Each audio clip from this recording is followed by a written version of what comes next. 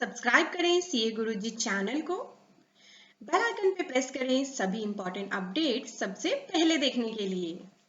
तैयारी कर लीजिए। गवर्नमेंट ने नोटिफाई कर दिए हैं नए इनकम टैक्स रिटर्न फॉर्म्स। इस वीडियो में शेयर करूंगी आपके साथ क्या नए चेंजेस आए हैं फॉर्म्स में, तो आपको अकॉर्डिंगली रेडी रहना है। मेक श्योर वीडियो को एंड तक देखें, अच्छी लगे तो लाइक और शेयर जरूर कर दीजिएगा। तो फॉर्म्स अवेलेबल हो गए हैं आपके सामने। हम किसकी बात कर रहे हैं? हम आपकी इनकम टैक्स रिटर्न्स की बात कर रहे हैं, तो ध्यान से आपको हर चीज को लिसन करना है। कौन से फाइनेंशियल ईयर की? 2021-22। इस फाइनेंशियल ईयर की रिटर्न्स आपको भरनी है। कौन से डेट तक? 31 जुलाई 2022 तक। तो क्योंकि ज्यादा टाइम तो है नहीं, अप्रैल ऑलरेडी स्टार्ट हो चुका है, 4 ही मंथ्स हैं इस बिटवीन। तो फॉर्म्स जो है आईटीआर के न्यू फॉर्म्स वो अब नोटिफाई कर दिए गए हैं, यानी अभी आपको पेपर फॉर्म में भरने के लिए जो फॉर्म्स हैं वो दे दिए गए। पोर्टल पे ऑप्शन नहीं आई है, पोर्टल पे यूटिलिटीज या नई आईटीआर भरने के ऑप्शन नहीं आए, वो भी जल्दी ही एनेबल होने वाली है। जैसे एनेबल होंगी वीडियोस आपको मेरे चैनल पे मिल जाएंगी, तो मेक श्योर किसी भी वीडियो को आप मिस ना करें। सारी आ रही है इंपॉर्टेंट वीडियोस। और साथ ही अगर आप भरना सीखना है आपको आईटीआर 1, 2, 3 एंड 4 सभी आईटीआर हर पर्सपेक्ट से, तो आइए studybuddy.com पे। यहाँ हमने अनाउंस कर दिया इनकम टैक्स का कोड, जिसमें आपको आईटीआर 1, 2, 3, 4 सभी एस्पेक्ट्स के साथ फाइल करना सिखाया जाएगा। लाइव क्लासेस रहेंगी, स्टार्ट हो रही हैं 22 अप्रैल से, तो जल्दी जल्दी इसमें रजिस्टर करिए।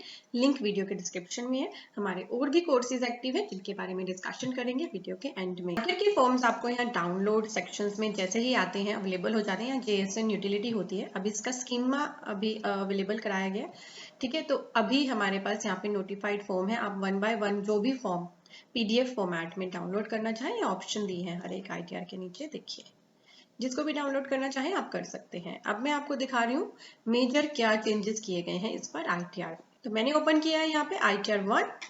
कौन से असेसमेंट ईयर के लिए आई है ये आईटीआर? 22-23, यानी फाइनेंशियल ईयर 21-22। लास्ट डेट याद रखिएगा 31 जुलाई 2022। आपको तैयारी करनी है, सारे डॉक्यूमेंट अपने कलेक्ट करने हैं। तो मेजरली जो इस आईटीआर में सबसे पहला चेंज है, नंबर 1 नोट कर लीजिए। यहाँ पे हमें चूज करना होता था, अगर कोई पर्सन सैलरीड पर्सन है तो उसे ये बताना होता था उसकी एम्प्लॉयमेंट का नेचर क्या है। उस नेचर में हमें चूज करना होता कि सेंट्रल गवर्नमेंट एम्प्लॉय हो, आप स्टेट गवर्नमेंट एम्प्लॉय हो, public sector undertaking, pensioner, other या नॉट एप्लीकेबल। तो जो पेंशनर्स थे ना, पेंशनर्स की कैटेगरी थी, वो सिर्फ पहले एक ही थी, ओनली पेंशनर लिखा होता था अभी तक आईटीआर में चूज करने के। अब पेंशनर को भी कैटेगराइज कर दिया, पेंशनर्स सीजी यानी सेंट्रल गवर्नमेंट, पेंशनर्स एसजी यानी स्टेट गवर्नमेंट, पेंशनर्स पीएसयू यानी public sector undertaking and pensioner others.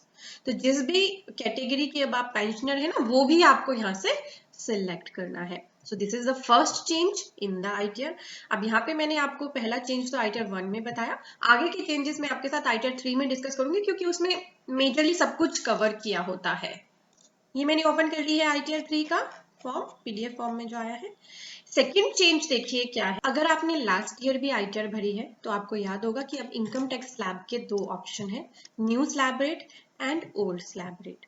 Jin persons ने न्यू स्लैब रेट ऑप्ट किया था अंडर सेक्शन 115 बीएसी, उन्हें एक फॉर्म फाइल करना था 10IE, ठीक है, असेसमेंट ईयर 21-22 के लिए।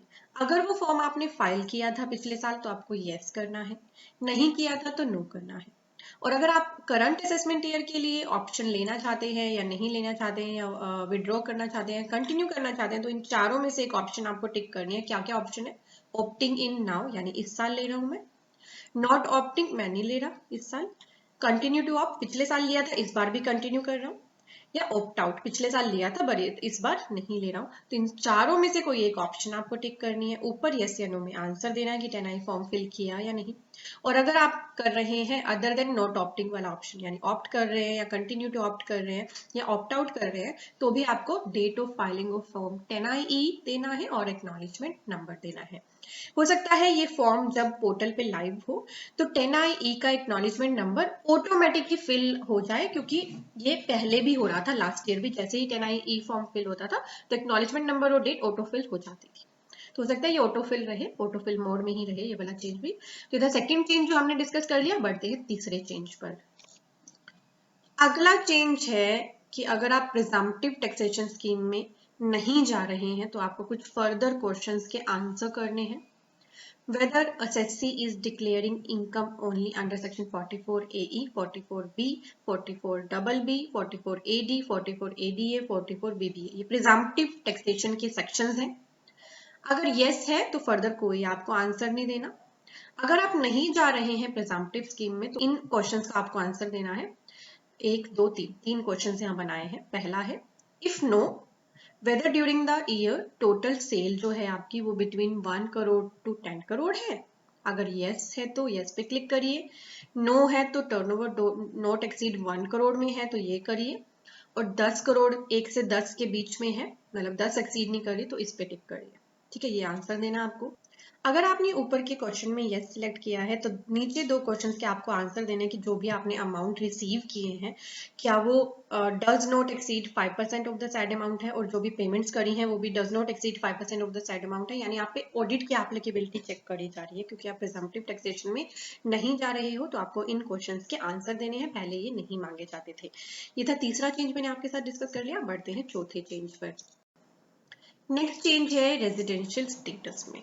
आईटीआर भरते हुए आपको बताना होता है कि क्या आप रेजिडेंट ऑफ इंडिया है, resident but not ordinary resident है, या नॉन रेजिडेंट है, और एचएफ के केस में भी रेजिडेंशियल स्टेटस सिलेक्ट करना होता है। अब जो रेजिडेंट हमारा, अगर आप ऑलरेडी लॉ पर्सन है तो आपको पता होगा कि रेजिडेंशियल स्टेटस का हमारा एक अलग से पूरा चैप्टर है इनकम टैक्स एक्ट में, और उसमें सभी की कंडीशन दे रखी है कि एक रेजिडेंट कब हो सकता है person, ordinary not ordinary resident कब हो सकता है, नॉन रेजिडेंट किस केस में होता है।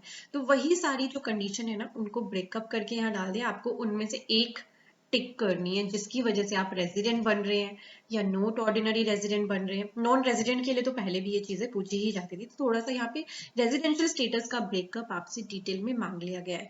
तो ये था चौथा चेंज। बढ़ते हैं फिफ्थ चेंज की तरफ। नेक्स्ट चेंज के लिए मैं आपको ले आई हूँ शेड्यूल कैपिटल गेन पे। तो अगर आपने कोई प्रॉपर्टी सेल करी है और कैपिटल गेन में उसकी आपको डिटेल भरनी है, वेदर शॉर्ट टर्म है या लॉन्ग टर्म कैपिटल गेन है, तो अब आपसे मांग लिया गया है date of purchase of acquisition and date of sale या ट्रांसफर। ये आपको मैंडेटरी इसमें डालनी है। साथ ही यहाँ पे एक पॉइंट नोट करने के लिए दिया है, फर्निशिंग ऑफ पैन या Aadhaar is mandatory if the tax is deducted under section 194IA or is quoted by buyer in the documents, and in case of more than one buyer please indicate the respective percentage share and amount। तो आपसे अब capital gain के जो हमारा ये schedule है इसमें कुछ एक्स्ट्रा डिटेल्स मांग ली गई है, ये आपको अपने पास तैयार रखनी है। ये था पांचवा चेंज। बढ़ते हैं छठे चेंज की तरफ। और हमारे इनकम टैक्स कोर्स में ना बहुत अच्छे से आपको ये सभी चीजें कैपिटल गेन वगैरह सब अच्छे से कवर कराया जाता है। अगला चेंज बहुत ज्यादा relevant, income from other source में कुछ नई कैटेगरीज ऐड करी गई हैं। पहली कैटेगरी ऐड करी गई है डिविडेंड के लिए। डिविडेंड जो आपको डालना होता था ना, पहले सिर्फ एक ही दिखता था आपको डिविडेंड डालने की ऑप्शन, अब यहाँ पे दो बाइफर्केशन कर दी है, dividend income under section 222E and dividend income other than 2। तो आपको यहाँ पे इनका ब्रेकअप देना है। अब ये क्या है मैं आपको बताती हूँ। तो सेक्शन 220E को समझिए। अगर कोई कंपनी है और उसका एक शेयर होल्डर है, ये शेयर होल्डर है बेनिफिशियल ओनर किस चीज का, ऑफ 10% और more of equity shares of that company, और इस कंपनी ने अगर अपने इस शेयर होल्डर को कोई लोन या एडवांस के रूप में कोई पेमेंट करी है तो ये डीम्ड डिविडेंड माना जाता है अंडर सेक्शन 222E। पहले इसे सेपरेटली रिपोर्ट करने के लिए ऑप्शन नहीं थी आईटीआर में, अब इस ऐसे डिविडेंड को तो सेपरेट कर दिया गया है। ठीक है, अगर ऐसा कोई डिविडेंड डीम्ड डिविडेंड है उसको तो सेपरेटली रिपोर्ट करना है। और जो नॉर्मली पर्संस के पास डिविडेंड आता है ना, जो शेयर मार्केट में डील करते हैं उनके बैंक अकाउंट में डिविडेंड आता रहता है, वो आपको अदर कैटेगरी में दिखाना है। तो ये था एक और चेंज नंबर 6। तो इसलिए यहाँ पे दो बाइफर्केशन हो गई, 222E एंड अदर देन 2। ठीक है, तो डिविडेंड भी अब दो कैटेगरीज में ब्रेक कर दिया गया है। चेंज नंबर 7 है, शायद आपको याद होगा कि गवर्नमेंट ने अनाउंस किया था कि कोई भी पर्सन अब अगर अपने प्रोविडेंट फंड में कंट्रीब्यूशन करेगा और वो कंट्रीब्यूशन पूरे साल में अगर 2,50,000 से ज्यादा हुआ तो उस पर जो इंटरेस्ट की इनकम होगी वो टैक्सेबल होगी। तो इसी के लिए यहाँ पे ब्रेकअप कर दिया गया है। Number 1, interest accrued on contribution to provident fund to the extent taxable as per first proviso to section 10 sub section 11, section 10, 11 और सेक्शन 10, 12 इनमें चेंज किया गया था इसको लाने के लिए। तो उसका जो फर्स्ट प्रोविजो है उसकी वजह से जो आपका इंटरेस्ट अक्रू बन रहा है उसको यहाँ लिखिए। सेकेंड प्रोविजो की वजह से इंटरेस्ट अक्रू बन रहा है उसको यहाँ डालिए। Interest accrued on contribution to provident fund to the extent taxable as per first proviso to the section 10, 12 and second proviso to the section 10, 12। तो ये है क्या, मैं आपको थोड़ा सा बताती हूँ क्योंकि यहाँ पे तो आपको ब्रेकअप डालने की ऑप्शन दे दी। अब आप जानना चाहेंगे कि क्या है ये, कैसे होगी कैलकुलेशन टैक्सेबल इंटरेस्ट की, चलिए आपको बता रही हूँ। हमारा जो फाइनेंस एक्ट था, फाइनेंस एक्ट कौन सा, 2021 में ये अमेंडमेंट आई थी, इसीलिए इस फाइनेंशियल ईयर से एप्लीकेबल हो रही है कि इसके लिए सेक्शंस हमारे चेंज किए गए थे, सेक्शन 10, 11 एंड सेक्शन 10, 12, तभी इन्हें रेफर किया गया। और इसका first proviso and second proviso वही सेम कैटेगराइज किया गया और इसका भी same first and second proviso. तो इनको चेंज करके ये बताया गया था कि अगर कोई पर्सन स्पेसिफाइड लिमिट से ज्यादा प्रोविडेंट फंड में कंट्रीब्यूट करेगा तो उसपे जो उसका इंटरेस्ट आएगा वो टैक्सेबल होगा। स्पेसिफाइड लिमिट कितनी है, 2,50,000 की। कोई भी पर्सन इससे ज्यादा का कंट्रीब्यूशन करेगा, कब से, फ्रॉम 1 अप्रैल 2021 से। पिछला जो कर चुका है कोई बात नहीं, इससे करेगा तो जो इंटरेस्ट आएगा वो होगा टैक्सेबल। अब जो मैंने आपको ये लिमिट बताई है, this is for the provident fund, statutory provident fund. और प्रोविडेंट फंड में जनरली हमारे दो कंट्रीब्यूशन होते हैं, एम्प्लॉय का एंड एम्प्लॉयर का, ठीक है। अब यहाँ पे 2,50,000 की लिमिट वो कह रहे हैं, वो तो हम तब मानेंगे जब ये कंट्रीब्यूशन एम्प्लॉय का है और इतना ही कंट्रीब्यूशन एम्प्लॉयर भी कर रहा है। अगर कोई पीएफ अकाउंट ऐसा है जहाँ पे एम्प्लॉयर कंट्रीब्यूट नहीं कर रहा, तो क्योंकि वहां पे आप कंट्रीब्यूट कर सकते हो 5 लाख तक का भी अमाउंट, तो 5 लाख अगर कंट्रीब्यूशन एम्प्लॉय कर रहा है, जो लिमिट है 2.5 लाख की, वो बन जाएगी 5 लाख रुपीज में। अभी इसके लिए सेपरेट वीडियो भी आप सभी के साथ शेयर करूंगी। अब इसमें आप बात करोगी कि जो हम बात कर रहे हैं कि इंटरेस्ट जो अक्रू होगा इस अमाउंट से ज्यादा का, उस पे आ जाएगी टैक्सेबिलिटी। वो कैलकुलेट कैसे होगी, उसके लिए रूल आया है, रूल 9D, जिसके पास मैं आपको लिख रही हूँ। रूल 9D, रूल 9D बोलता है calculation of taxable interest relating to contribution in provident fund और recognised provident fund exceeding the specified limit. तो इसके दो सब क्लोज हैं, रूल के सब रूल हैं दो। पहला बोलता है for the purposes of first and second provision to clause 11 and 12, तो हमने 11, 12 क्लोज जान लिया सेक्शन 10 का। Income by way of interest accrued during the previous year which is not exempt from inclusion in the total income of a person under the said clauses shall be computed as the interest accrued during the previous year in the taxable contribution account। किसमें किया जाएगा calculate, ये taxable contribution account में, यानी कि for the purpose of calculation of taxable interest under subrule 1, a separate account within the provident fund account shall be maintained during the previous year 21-22 and all subsequent previous year for taxable contribution and non-taxable contribution made by the person। कैसे पता चलेगा तो आपको कि कौन सा amount taxable है कौन सा नॉन टैक्सेबल, क्योंकि ये यहाँ पे सेपरेट अकाउंट आपके मेंटेन करेंगे। इसी में फिर एक्सप्लेनेशन डाली गई है रूल में।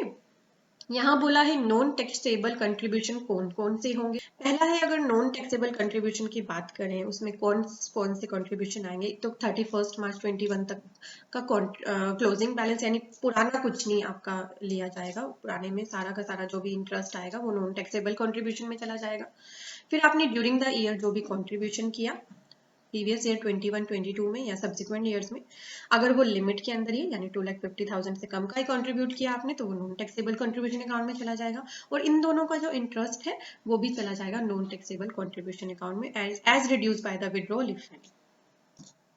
टैक्सेबल कंट्रीब्यूशन में क्या किया जाएगा, ऑफ कोर्स आपने जो लिमिट से ज्यादा का कंट्रीब्यूशन किया है वो और उसका interest as reduce by the withdrawal. और थ्रेशोल्ड लिमिट यहाँ फिर से बता दी गई है 5 lakh rupees if second provision to clause 11 and 12 of section 10 is applicable. जहाँ पे एम्प्लॉयर कंट्रीब्यूट नहीं करता तो फिर एम्प्लॉय के लिए 5 लाख की लिमिट है, और जहाँ पे एम्प्लॉयर कंट्रीब्यूट करता है तो 2.5 लाख की लिमिट है। और अगर उससे ज्यादा का कंट्रीब्यूशन होगा तो उसका जो इंटरेस्ट होगा वो चला जाएगा आपके टैक्सेबल कंट्रीब्यूशन में, ठीक है। तो प्रोविडेंट फंड के लिए आपको इस तरह से अब आपकी स्टेटमेंट रिसीव होगी। तो ऐसा नहीं आपको बैठ के कैलकुलेट करना है, आपको सारा ये कैलकुलेटेड मिलेगा। और अगर आपको ये डिटेल में वीडियो चाहिए सेपरेट विद एग्जांपल्स मैं आपको क्लियर करने की कोशिश करूंगी, तो मुझे कमेंट करके जरूर बताइएगा। This was the 7th change in the ITR। तो यहाँ मैंने इंडिविजुअल्स के लिए इनकम टैक्स रिटर्न्स में हुए चेंजेस डिस्कस कर लिए। आपको कोई और चेंज मिला है जो मैंने वीडियो में कवर नहीं किया, then you can discuss with us in the comment section. और वीडियो अच्छी लगे तो लाइक और शेयर जरूर कर दीजिएगा। Moving on to our courses, live income tax course announce कर दिया है। पहली क्लास होगी 20 अप्रैल को और ये कंटिन्यू रहेगा अप्रोक्सीमेट 2 मंथ्स तक, क्योंकि वीक में 2 ही क्लासेस होती हैं। आपका शेड्यूल उस हिसाब से आपको प्लान करना होता है। और अगर लाइव क्लास आप अटेंड नहीं कर पाते देन डोंट वरी, रिकॉर्डिंग भी आपको अवेलेबल कराई जाती है। इसमें हम आपको आइटम 1, 2, 3, 4 चारों आइटम डिटेल में फाइल करना सिखाएंगे। 30+ आवर्स का ये कोर्स रहेगा। मेक श्योर इसमें एनरोल करिए क्योंकि लिमिटेड सीट्स अवेलेबल हैं। और इस पे अभी डिस्काउंट भी ऑफर किया है हमने, तो क्लिक टू बाय पे आप क्लिक करेंगे तो आपको 10% एक्स्ट्रा डिस्काउंट मिलेगा। यहाँ पे है ये कोड, इस कूपन कोड को यूज करेंगे तो 10% का एक्स्ट्रा डिस्काउंट। डेट लिखी है कब तक वैलिड रहेगा, तब तक आप जल्दी से जल्दी इसमें एनरोल कर लीजिए। अगला कोर्स है हमारा जीएसटी कोर्स। तो जीएसटी का बिल्कुल अपडेटेड कोर्स अब आपके लिए अवेलेबल हो चुका है। आप इसको बाय करना चाहें तो कर सकते हैं। कॉम्बो लेना चाहें, जीएसटी भी सीखना है, इनकम टैक्स भी सीखना है, अलग अलग क्या लेना, कॉम्बो ले लीजिए, वो भी अवेलेबल है। और एक्सेल का हमारा ऑटोमेशन का कोर्स, ये बहुत ही पॉपुलर कोर्स है। बहुत सारी बैलेंस शीट जो पर्सन बनाते हैं उनके लिए बहुत ही यूजफुल है, इसका बेनिफिट लीजिएगा। और 99 अभी 2021 की अवेलेबल है। जैसे ही 21-22 के फॉर्म पोर्टल पे आ जाएंगे तो आपको हमारा नया सेशन भी अवेलेबल करा दिया जाएगा। सभी कोर्सेज के लिंक वीडियो डिस्क्रिप्शन में है। वीडियो अच्छी लगी है तो लाइक और शेयर जरूर करिएगा।